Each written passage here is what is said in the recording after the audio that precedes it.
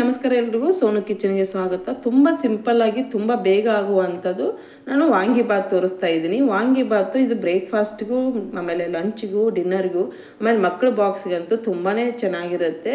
ಈ ಮಕ್ಕಳ ಬಾಕ್ಸ್ಗೆ ಡೈಲಿ ಏನು ಮಾಡೋದು ಅಂತ ಯೋಚನೆ ಮಾಡೋದೇ ಬೇಡ. ಬನ್ನಿ ಹಾಗಿದ್ರೆ ಮಾಡೋದು ಹೇಗೆ ಅಂತ ನೋಡೋಣ. ನಾನಿಲ್ಲಿ ಟೊಮ್ಯಾಟೊ ತೊಗೊಂಡಿದ್ದೀನಿ, ಆನಿಯನ್ನು, ಮತ್ತು ಇಲ್ಲಿ ಬದನೆಕಾಯಿ ತೊಗೊಂಡಿದ್ದೀನಿ.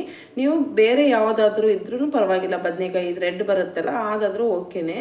ಇಲ್ಲಿ ನಾನು ಗ್ಯಾಸ್ ಸ್ಟವ್ ಮೇಲೆ ಒಂದು ಪಾತ್ರೆ ಇಟ್ಕೊಂಡಿದ್ದೀನಿ, ಬಾಣಲಿ. ಅದಕ್ಕೆ ನಾನು ಸ್ವಲ್ಪ ಎಣ್ಣೆ ಹಾಕ್ತಾಯಿದ್ದೀನಿ.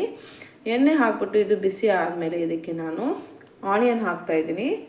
ಆನಿಯನ್ ಹಾಕ್ಬಿಟ್ಟು ಇದು ಚೆನ್ನಾಗಿ ಫ್ರೈ ಆಗಬೇಕು. ನನ್ನ ಚಾನಲ್ಗೆ ನೀವು ಹೊಸದಾಗಿ ನೋಡ್ತಾ ಇದ್ದರೆ ಸಬ್ಸ್ಕ್ರೈಬ್ ಮಾಡೋದನ್ನ ಮರಿಬೇಡಿ, ಲೈಕ್ ಕೂಡ ಮಾಡಿ ನೋಡಿ. ಇವಾಗ ಇಲ್ಲಿ ನಾನು ಕರ್ಬೇವಿನ ಸೊಪ್ಪು ಕೂಡ ಹಾಕ್ಬಿಟ್ಟು ಇದನ್ನು ಚೆನ್ನಾಗಿ ಫ್ರೈ ಮಾಡ್ತಾಯಿದ್ದೀನಿ.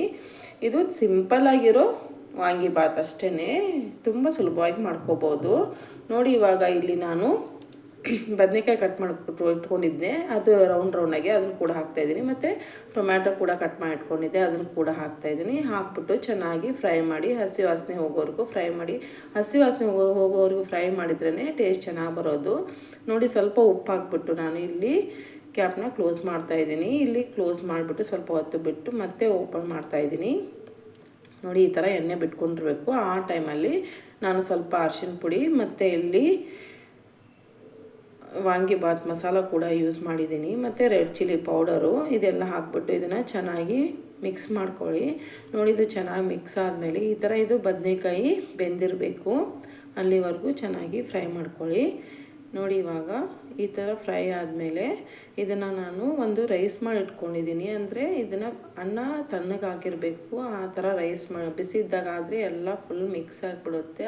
ಅದಕ್ಕೆ ತಣ್ಣಗಾಗಿರೋ ರೈಸ್ನ ಇಟ್ಕೊಂಡಿದ್ದೆ, ಅದನ್ನು ಕೂಡ ಇದಕ್ಕೆ ಹಾಕ್ಬಿಟ್ಟು ಇದನ್ನು ಚೆನ್ನಾಗಿ ಮಿಕ್ಸ್ ಮಾಡ್ಕೋಬೇಕಾಗತ್ತೆ.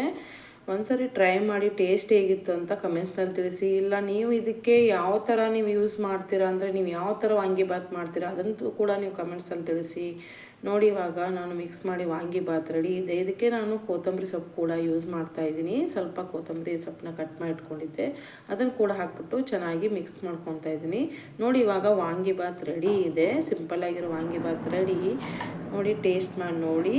Thank you for watching.